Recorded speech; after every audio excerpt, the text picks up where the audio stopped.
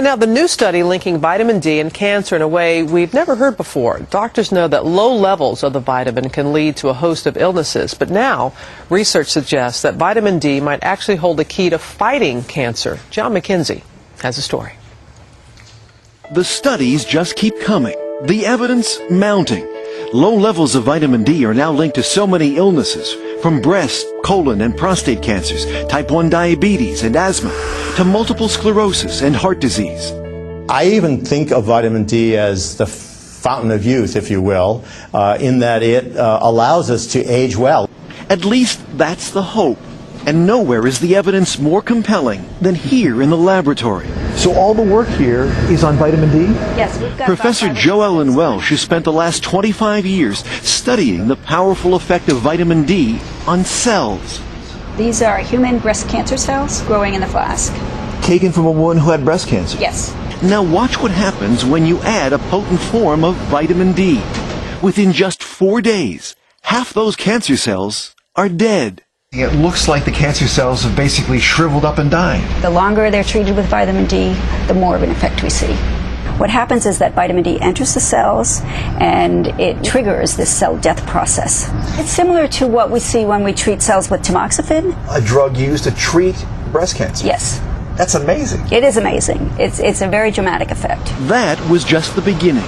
Researchers here then took human breast cancer cells and injected them into mice.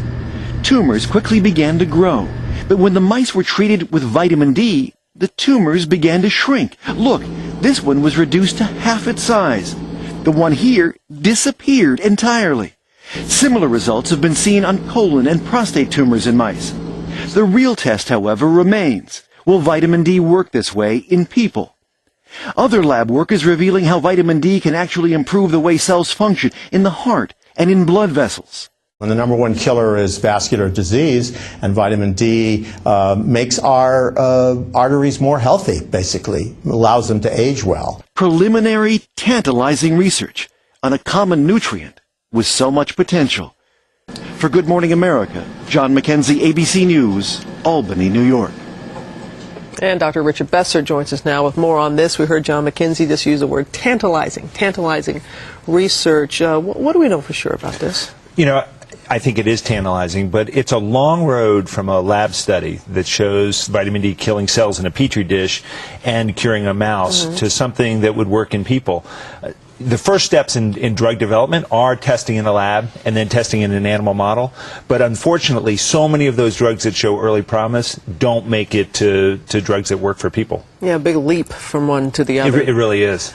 But we do know some things for sure about if we are deficient in vitamin D. I mean, vitamin D is so important, and it's one of those vitamins that's very hard to get out of our diet. If you're not getting enough vitamin D and you're elderly, the risk of fractures, the risk of falls, osteoporosis are very high. Young children, something called rickets.